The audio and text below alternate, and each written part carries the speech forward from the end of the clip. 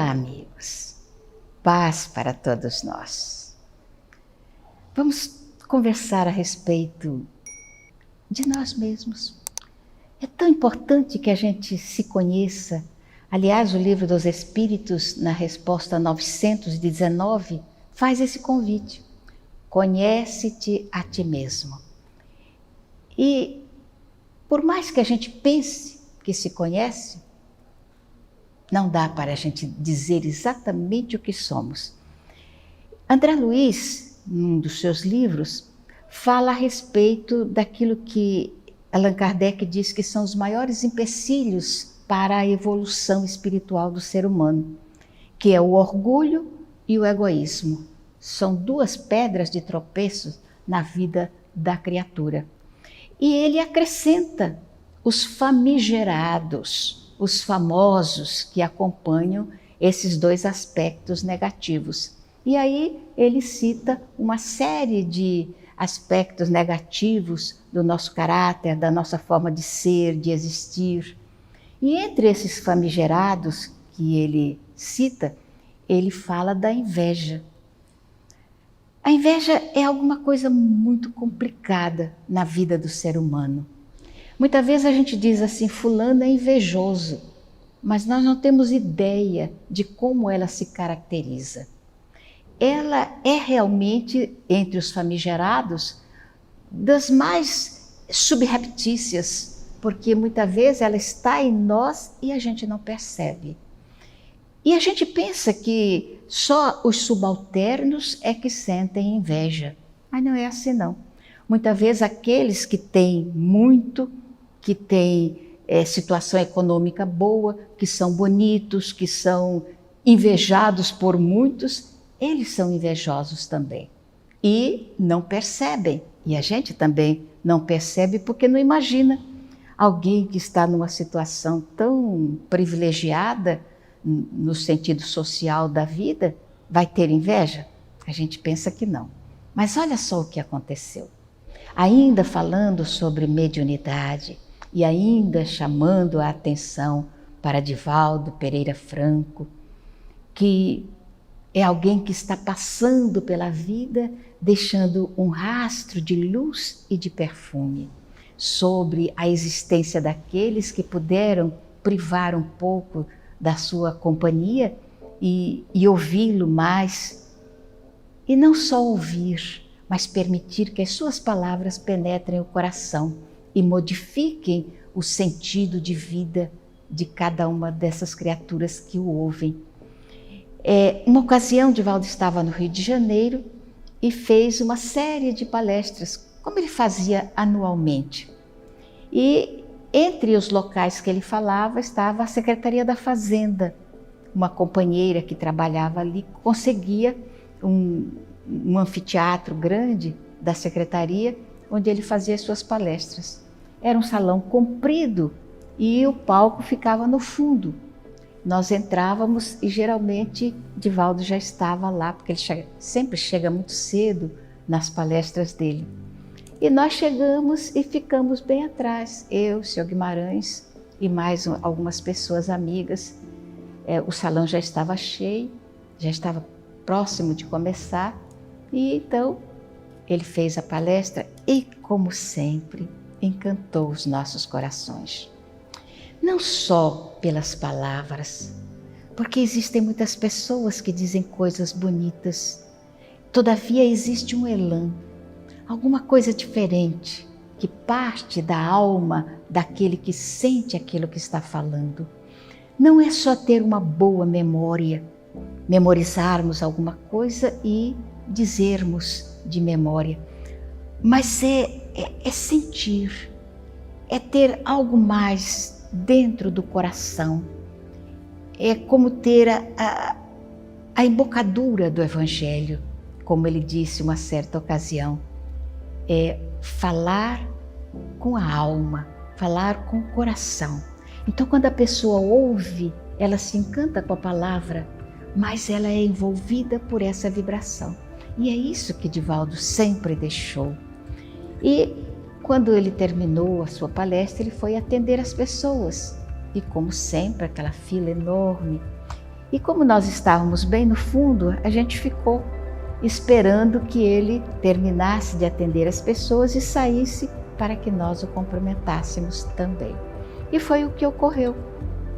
Estávamos um grupo ainda, as pessoas foram saindo, o salão foi esvaziando e o Divaldo desceu do palco conversando com algumas pessoas até chegar onde nós estávamos.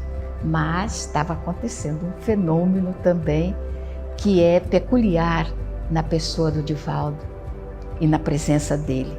Ele ia passando e cumprimentando as pessoas, colocava a mão na cabeça de um, pegava na mão do outro, botava a mão no ombro, e cada pessoa que ele tocava, ele deixava a pessoa perfumada. Então aquele perfume foi tomando conta do salão. E quando ele chegou perto de onde nós estávamos, ele colocou a mão na cabeça do seu Guimarães, que ficou perfumado, e segurou as minhas duas mãos. Conversamos um pouquinho, ele disse: "Oi, Ana Jaci, oi Gê, como vai? Tudo bem?" Uma conversa assim informal. E ele se foi e nós ficamos perfumados. Eu estava feliz. E algumas pessoas que não tinham conseguido chegar perto dele se aproximaram. E então eu segurava na mão dessas pessoas e o perfume passava para elas também. Parecia que ele ia se multiplicando, multiplicando. Até que se aproximou uma senhora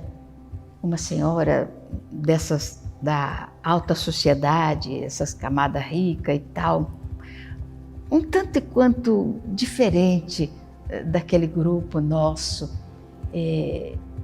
Ela é um pouquinho desagradável, vamos dizer assim, para não ofender as pessoas. Ela se aproximou e disse: "Nossa, todo mundo recebeu o perfume do Divaldo? Eu estava distante, não consegui." E, "Ai, Ana Jaci, você está com a mão perfumada? Eu também quero desse perfume." E ela pegou na minha mão e esfregou a mão dela nas minhas mãos. E quando ela se afastou, colocou a mão no rosto, não tinha perfume. E nas minhas mãos também não tinha. O perfume desapareceu.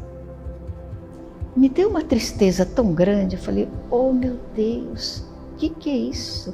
Aí ela falou assim: "Ah, não tem perfume nenhum." E saiu, foi embora e eu fiquei sem o meu perfume. E saí triste, desci as escadas e tal. E quando chegamos na calçada, aconteceu uma coisa também inusitada, porque geralmente o Divaldo está cercado de pessoas, mas ele estava sozinho na calçada. As pessoas que iam levá-lo tinham ido buscar o carro e ele resolveu ficar esperando na calçada.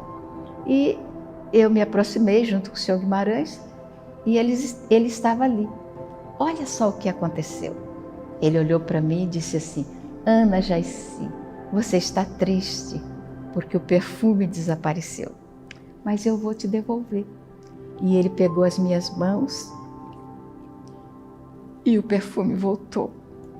E eu perguntei: "Nossa, Divaldo, por quê?" Ele disse assim: "É a inveja, minha filha. A inveja é uma doença perniciosa na alma das criaturas.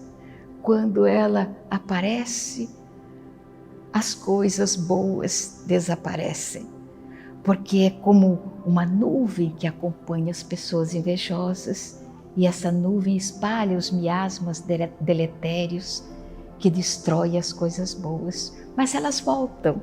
O perfume voltou e eu fiquei feliz. E fiquei pensando também como é importante que a gente se analise para descobrir se não existe em nós essa nuvem escura que oblitera o raciocínio e o direito que as pessoas têm de ser felizes.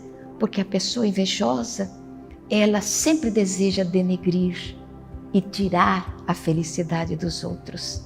Assim como alguém que chega muito feliz e diz assim: "Comprei um carro, eu comprei um Fiat novinho, uma beleza", e a pessoa está muito feliz. E o invejoso então vira para ela e diz assim: "Ah, que coisa boa, você comprou um Fiat. Pois é, eu tenho uma Mercedes, eu nem não gosto muito dessa Mercedes, eu estou pensando em vendê-la e comprar uma Ferrari. Só com o objetivo de diminuir a alegria da pessoa. Isso é inveja. Não importa a situação financeira da pessoa, mas toda vez que você tenta diminuir alguém para ressaltar um outro alguém, para tirar a alegria de alguém, essa é a presença insidiosa da inveja. Nós temos que lutar contra elas. Então, se você comprou um Fusca de segunda mão, velhinho, mas você está feliz, e o outro que tem uma Ferrari ouve você dizer que está contente, fique contente também. E diga, nossa, eu sempre tive vontade de ter um Fusquinha também. É difícil encontrar um para comprar na atualidade, mas parabéns, porque você tem um. E assim nós vamos batalhando para evitar que as tendências negativas nos privem de sermos felizes. Seja feliz.